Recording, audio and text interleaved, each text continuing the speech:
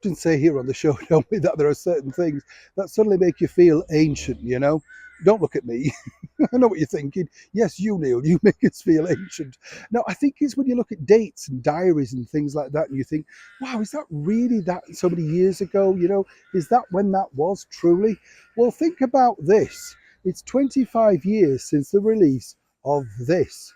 Oh, yes, Spice World, the movie. Now, I didn't know this until I was looking back at my particular interviews of that time. And I've been lucky enough to go, dare I say, on the Spice World bus as well. Somebody bought it, you know. Seriously, the famous Spice World bus was left rotting in a garage down in Bristol.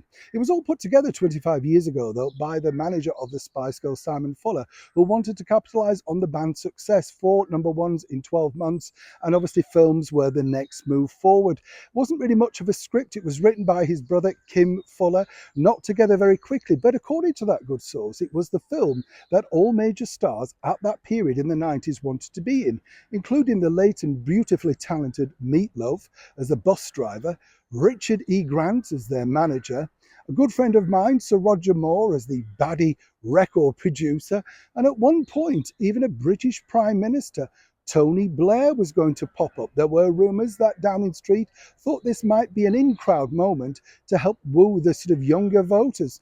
That's how desperate they were even back then to get voted, you see.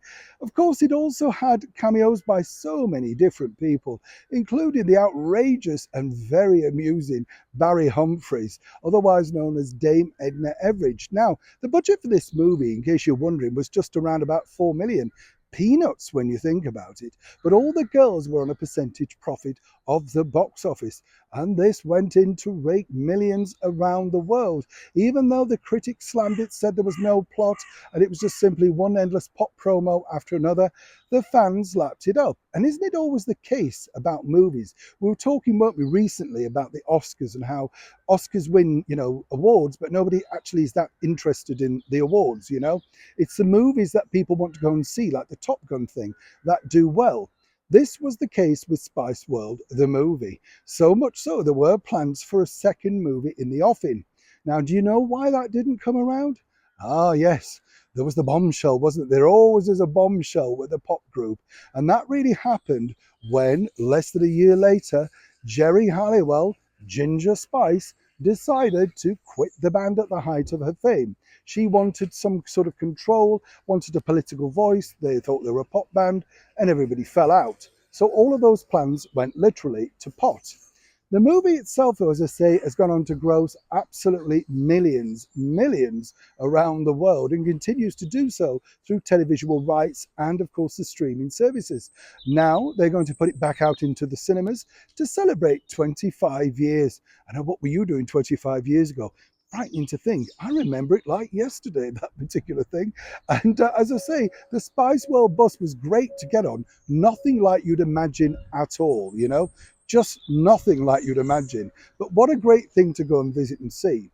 What I find fascinating also, I have to point out, is that all of the stars were given a sort of cursory fee. Roger Moore said it was just expenses and a car there and back, but they all realised that this was kind of a pop phenomenon. And it was for a period. They were as big, dare I say, as the Beatles, and more different because they were a girl band.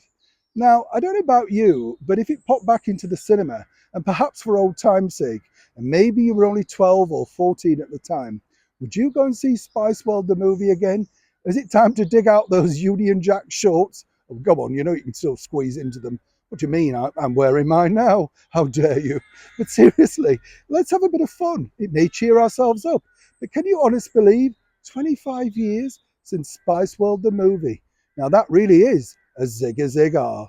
Neil Sean in the very heart of England.